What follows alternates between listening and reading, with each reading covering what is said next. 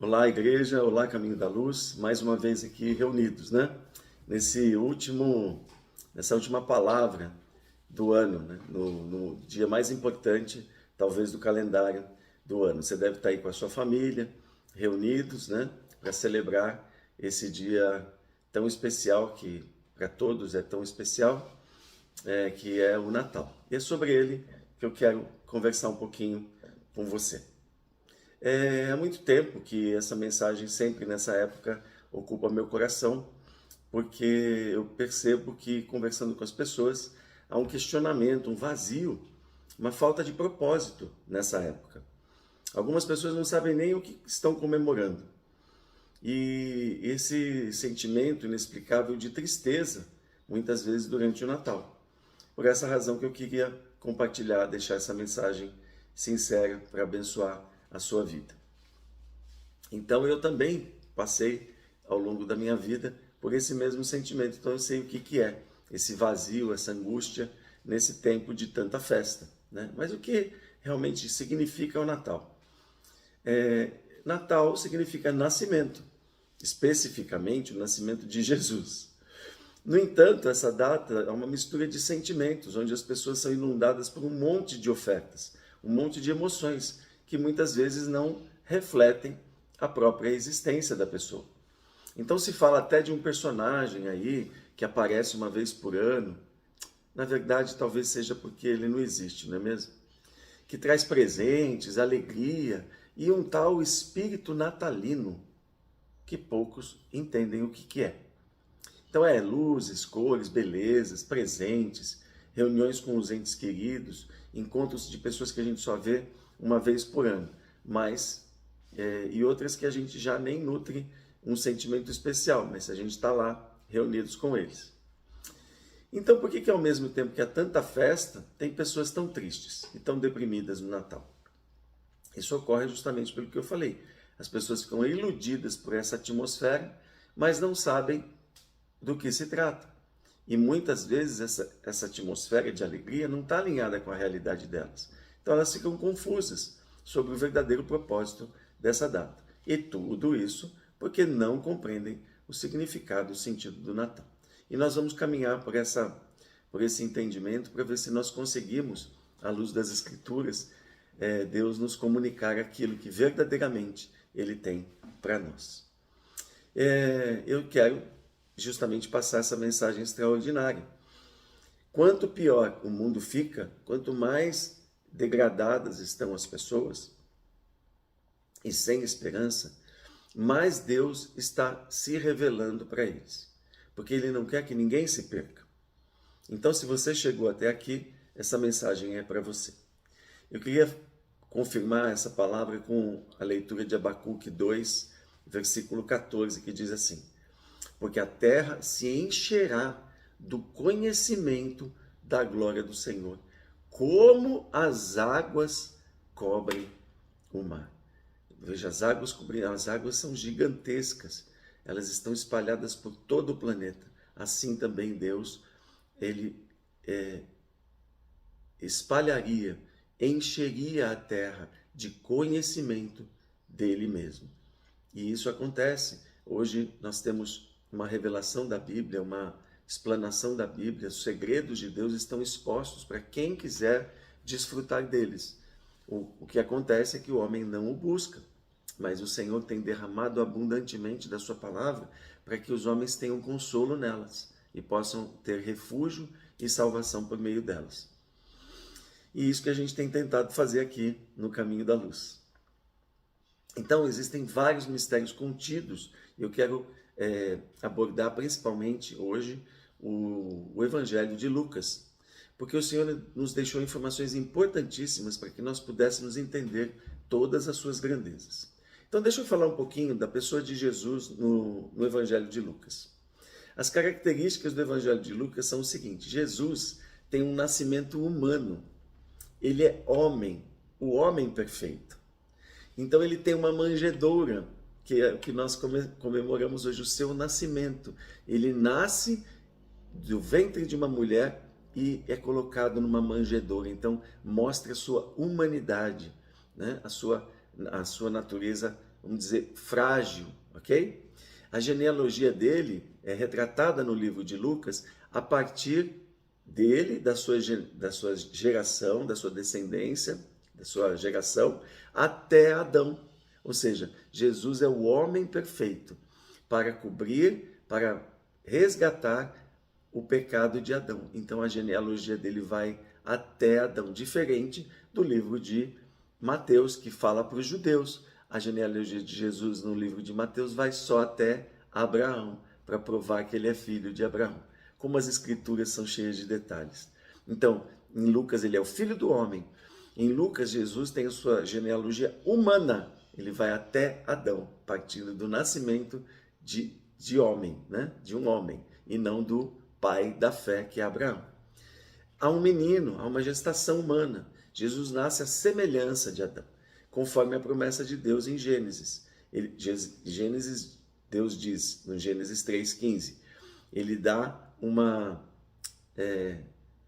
um flash do evangelho em Gênesis. Ele diz, ou seja, da sua semente, falando para a mulher, nascerá um Jesus que pisará na cabeça da serpente, ou seja, que destruirá as obras de Satanás. Jesus é o Filho do homem, o homem mortal, perfeito, sofredor, o Adão perfeito, aquele que pagará pelos pecados de Adão. Ele é cheio de misericórdia, aonde ele passa, ele sai curando, ele passa consolando, ele passa alegrando as pessoas. Então, dito isso, vamos ao tema da mensagem de hoje. Que dia Jesus nasceu? Vamos à palavra? A leitura principal eu quero discorrer sobre Lucas capítulo 1 e 2. Eu não vou dar versículos específicos, porque para nós entendermos a mensagem, nós vamos precisar percorrer por vários deles. Então as escrituras, elas não são um livro qualquer. Ela é toda inspirada por Deus. E Deus decidiu se revelar através dela. Toda a escritura tem apenas uma mensagem: Cristo e este crucificado.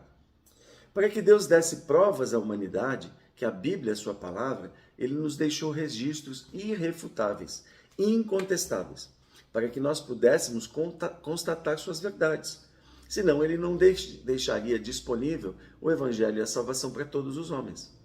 Então hoje nós vamos entender por que Jesus precisava nascer em uma data específica, de forma que nós pudéssemos ter certeza de que ele é o nosso Salvador, que nós não seguimos uma religião qualquer.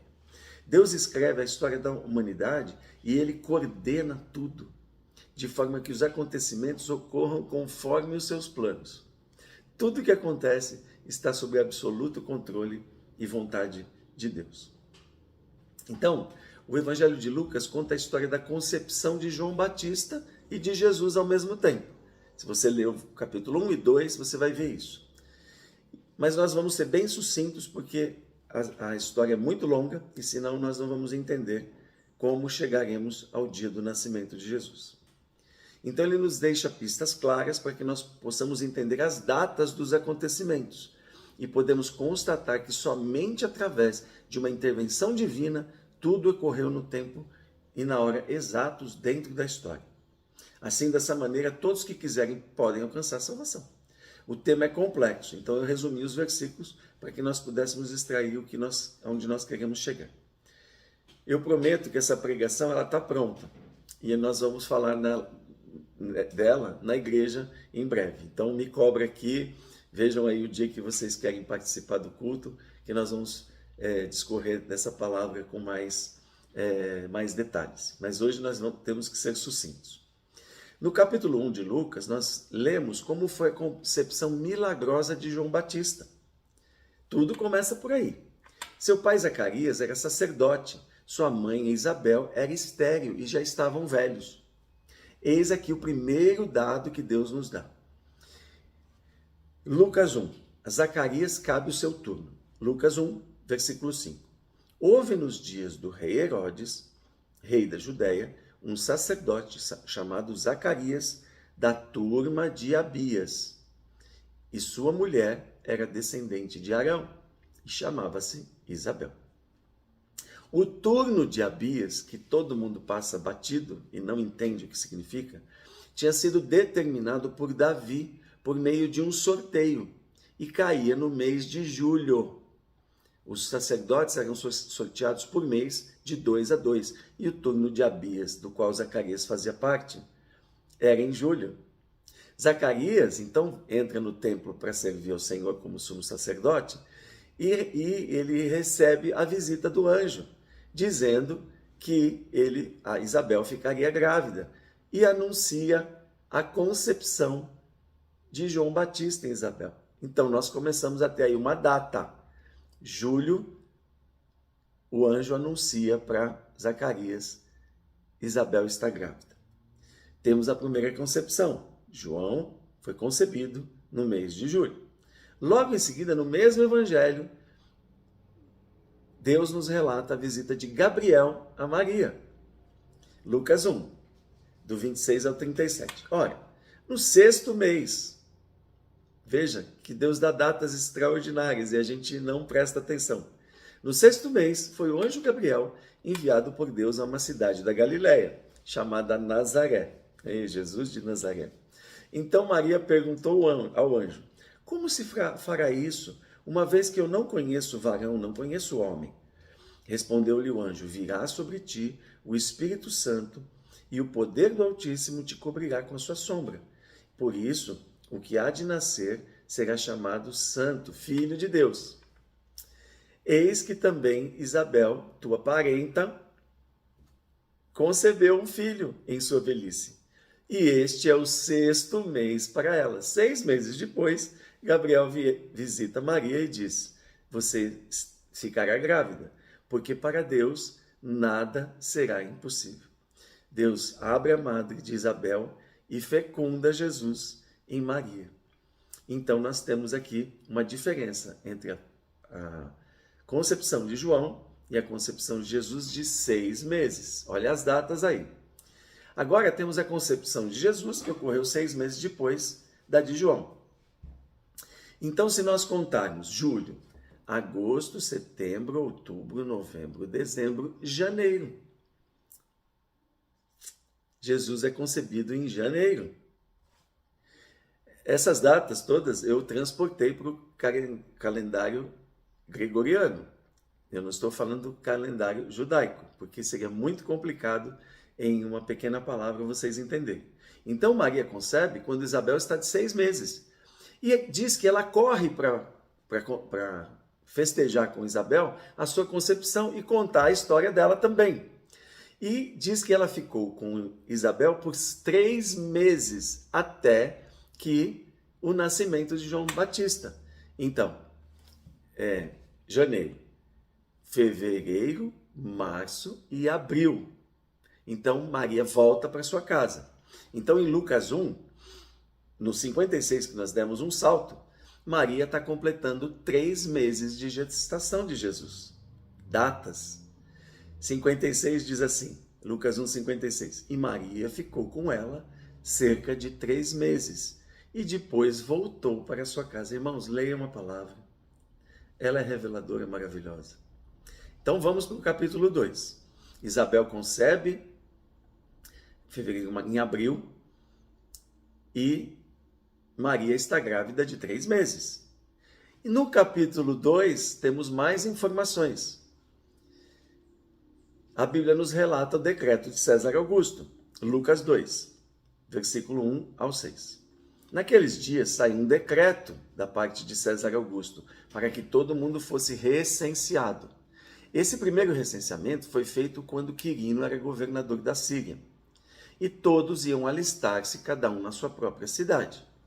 Subiu também José da Galileia, da cidade de Nazaré, Jesus de Nazaré, a cidade de Davi, pois a profecia dizia que a descendência do Messias seria da linhagem de Davi, chamada Belém, porque era da casa da família de Davi, a fim de alistar-se com Maria, sua esposa, que estava grávida. Enquanto estavam ali, chegou o tempo que ela havia de dar à luz. Ou seja, Maria, nesse tempo, Lucas 2 dá um salto de 6 meses. Dos 3 meses que ela saiu grávida, nós sabemos a data que ela engravidou, que foi em fevereiro ela concebeu, em janeiro ela concebeu, nós temos a data. Então, em Lucas 2 diz que ela deu à luz já na cidade de Belém. Então, aqui se completam os 9 meses. Então, se Lucas nos relata que ela estava de 9 meses quando César fez o decreto. Ela já saiu, já a ponto de dar a luz para Jesus. E quando chegou em Belém, deu a luz ao Senhor. Portanto, temos a data da concepção, que foi janeiro. Nós já temos, através do relato do anjo, a informação que Maria ficou 3 meses com Isabel. Então, nós temos janeiro, a concepção. Ela concebeu Jesus em janeiro. Então, vamos lá.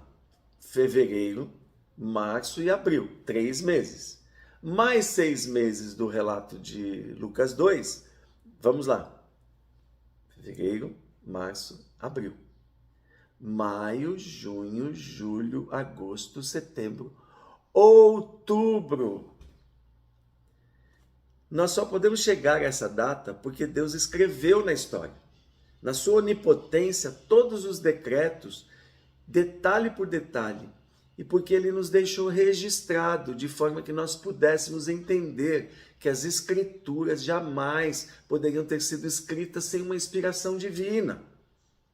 Deus controla a história, Ele escreve a história para nós, Ele nos deixa firmados num firme fundamento, para que nós não sigamos as religiões, para que nós verdadeiramente todos os homens tenham a certeza de que Jesus é o Salvador e o Messias. Então, o nascimento de Jesus ocorre em outubro, e nós já vamos entender por quê.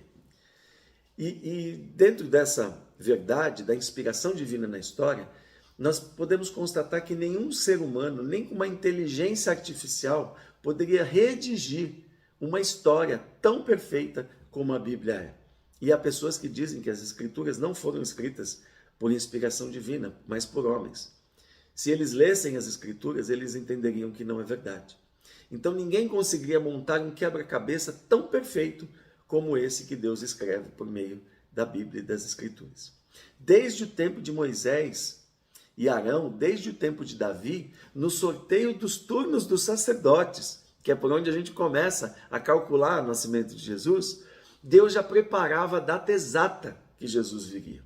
Nós só temos a data por um detalhe que Deus deixou nos turnos dos sacerdotes que Ele tinha ordenado. Veja que o anjo é enviado exatamente na data determinada. E tanto a Bíblia quanto o anjo relatam o tempo de 6 meses. O começo do capítulo 2 diz 6 meses depois. E o anjo diz para Maria, sua prima Isabel está grávida de 6 meses. Deus revela segredos de forma poética. Ele não dá tudo de qualquer jeito. Ele nos revela conforme nós nos aprofundamos. Por isso nós dizemos todas as vezes, aprendam as Escrituras. Nós precisamos do ensino das Escrituras. Sem ele, nós não teremos uma vida plena e completa. Então, além disso, para provar, para amarrar, costurar todas essas verdades, nós temos mais 2 informações importantíssimas. Veja, César Augusto jamais, os romanos dominam o povo de Israel, o povo judeu. Ele jamais faria um censo em novembro ou dezembro, porque em novembro em Israel chove granizo, e em dezembro é o mais rigoroso inverno. Julho e agosto, o calor é escaldante, é pleno verão no deserto. Então César jamais enviaria as pessoas para fazer um censo, sabendo que as cidades delas distavam até 100 quilômetros de distância. Então, ele enviando elas pelo deserto, ele iria as matar. Então, o máximo que ele conseguiria era provocar uma rebelião, se ele fizesse isso, fora da data de setembro, outubro, que é outono. É fresco, chove. Além de arrumar uma rebelião contra os judeus, ele mataria José, Maria e provavelmente Jesus no deserto, ou de frio ou de calor. Outro detalhe que o capítulo 2 nos dá. Os pastores, quando o anjo aparece para anunciar que Jesus nasceu em Belém, eles estão no campo cuidando das ovelhas, à noite. Os pastores não faziam isso no campo. Quando os anjos anunciam esse nascimento, Eles estão no campo e é outono, está um tempo fresco. Não está calor e nem frio e nevando. Então só poderia ser, isso confirma as datas de setembro, outubro, que era o outono, como nós dissemos aqui agora. Então, Deus, mais uma vez, eu já disse isso aqui, Deus se esconde para se revelar. Ele só se revela às pessoas que realmente o buscam profundamente. E esse ensino nós temos zelado por passá-lo aqui. Tá bom, maravilhoso isso, mas o que isso nos acrescenta? Qual a diferença, Alain, de Jesus nascer em outubro ou em dezembro? Eu não estou celebrando o nascimento dele de qualquer maneira. Há duas festas que ocorrem em outubro no meio da nação judaica. Ou seja, o mês é de Tisri ou Etanim, se você preferir. Esse mês de outubro, especialmente, é o Ano Novo judaico. E assim Deus determinou na sua lei que fosse o Ano Novo judaico, chamado Rosh Hashanah. E uma outra festa ligada a ele, que é o término do Rosh Hashanah, da comemoração do Ano Novo, que se chama Yom Kippur, o dia do perdão. Essas festas começam no dia 1º de outubro, para eles, que na verdade não tem uma data específica, pois é calendário lunar. Então, quando a lua em outubro começa a aparecer, é o 1º dia do mês para eles. E vai até o dia 10. O número 10 para Deus representa a perfeição. 10 mandamentos, 10 pragas no Egito. E são um símbolo do Evangelho de Cristo. Rosh Hashanah, o Ano Novo, também é chamada Festa das Trombetas. Segundo a tradição religiosa, em Rosh Hashanah, o Ano Novo judaico, Deus julgou a humanidade e registrou sua sentença no livro da vida. Mas ofereceu um período de reflexão de 10 dias para os pecadores se arrependerem. Esse 10º dia é o dia do perdão, ou Yom Kippur. No Yom Kippur, o livro da vida é fechado e selado. Essa festa representa a pregação do Evangelho de Cristo. Arrependam-se. Todos os dias eles tocam a trombeta. Creiam em Cristo. Assim como no Apocalipse, o juízo é precedido pelo toque das trombetas. Veja, 1 Tessalonicenses 4, Paulo falando sobre o fim. Pois dada a ordem, com voz do arcanjo e o ressoar da trombeta de Deus, o próprio Senhor descerá dos céus e os mortos em Cristo ressuscitarão primeiro. Desde o Velho Testamento, desde a lei, todas as festas apontam para Cristo, apontam para o plano de Deus de salvação, para o Evangelho, que é esse que nós pregamos aqui, que você tem aprendido aqui.